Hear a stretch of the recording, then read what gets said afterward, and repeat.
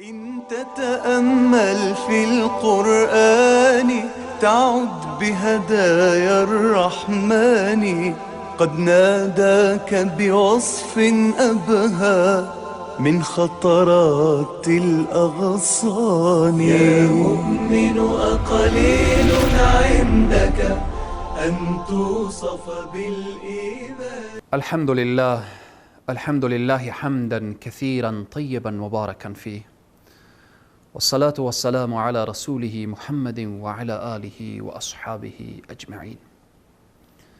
قال الله تبارك وتعالى في القرآن العظيم: فأعوذ بالله من الشيطان الرجيم، يا أيها الذين آمنوا كلوا من طيبات ما رزقناكم واشكروا لله إن كنتم إياه تعبدون.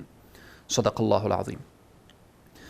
خدمت همه بینندگان عزیز و گرامی، السلام علیکم و رحمت الله تعالی و برکاته. همه شما بزرگواران را به برنامه ندای ایمان خوش آمدید میگویم. الله سبحانه و تعالی در این آیه مبارکه میفرماید: ای مؤمنین، ای اهل ایمان. این ندا مخصوص اهل ایمان هست، این خطاب مخصوص اهل ایمان هست.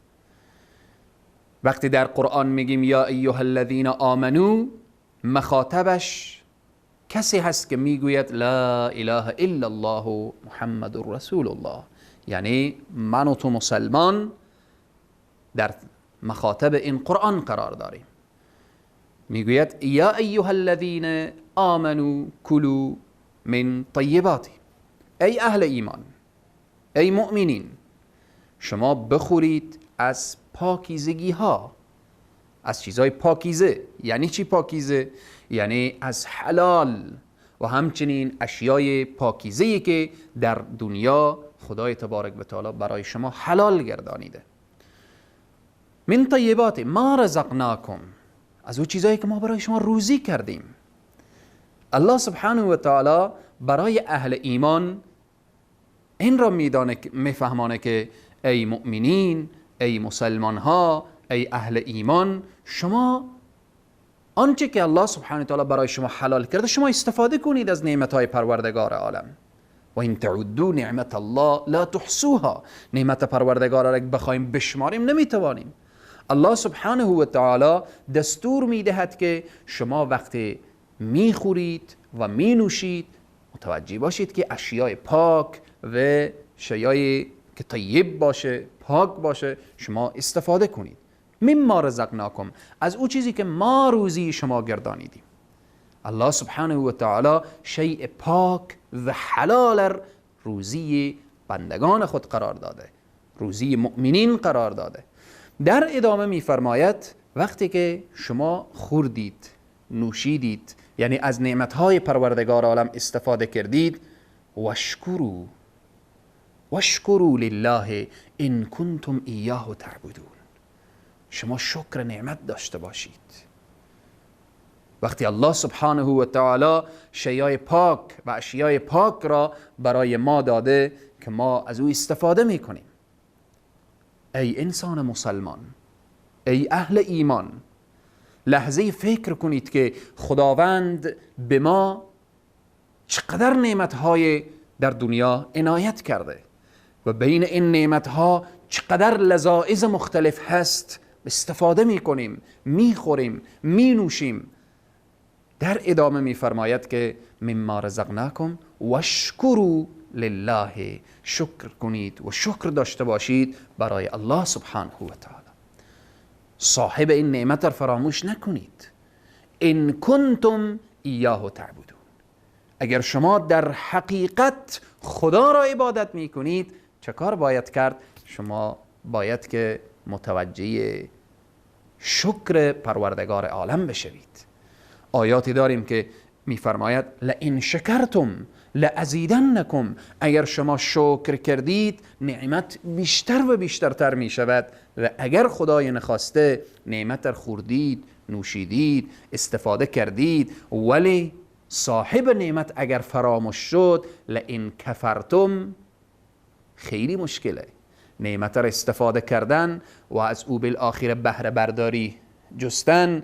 صاحب نعمت را کسی که فراموش بکنه، لئن کفرتم ان عذابی لشدید، عذاب خدا خیلی سخته، عذاب خدا خیلی سخته. ان عذابی لشدید، خدا میگه عذاب من شدیده.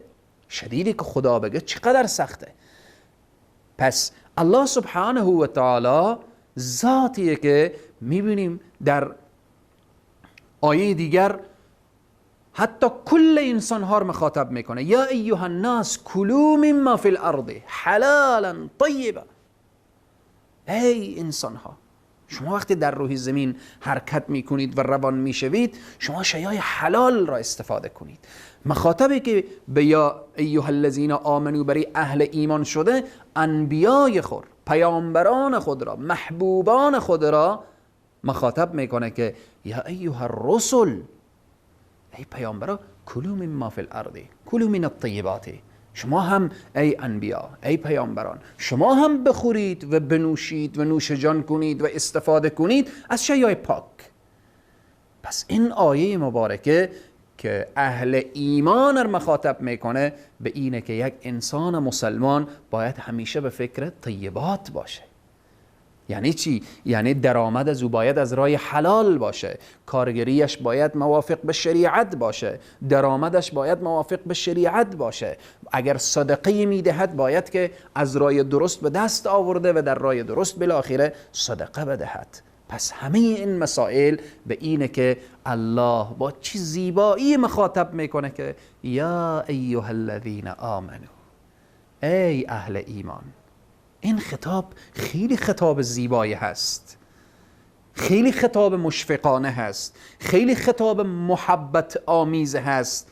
یا ایها الذین آمنو کلوا من طیبات ما رزقناکم. از او چیزایی که پاکیزه هست، از او چیزایی که ما شما روزی کردیم شما بخورید. واشکروا لله، شکر الله را به جا بیاورید. وقتی لحظه انسان فکر بکنه در خوردن، الله سبحانه و تعالی نعمت را داده و از این نعمت ما استفاده میکنیم و ایران نوش جان میکنیم و بالآخره یک مرحله فکر کرد که نعمت را کی داد، توان خوردن را کی داد، توان نوشیدن را کی داد. خیلی مهمه. بعضی انسان ها در روی زمین نعمت برای اینا میسر نمیشه، وقتی میسر شد بعضی انسان ها خورده نمیتوانند. الله هم نعمت را داده، هم توان خوردن را داده. پس واشکروا لله، شکر الله باید به جا بشه. شکر الله که به جا شد، در ادامه آیه خیلی مهم میگه ان کنتم ایاه تعبدون.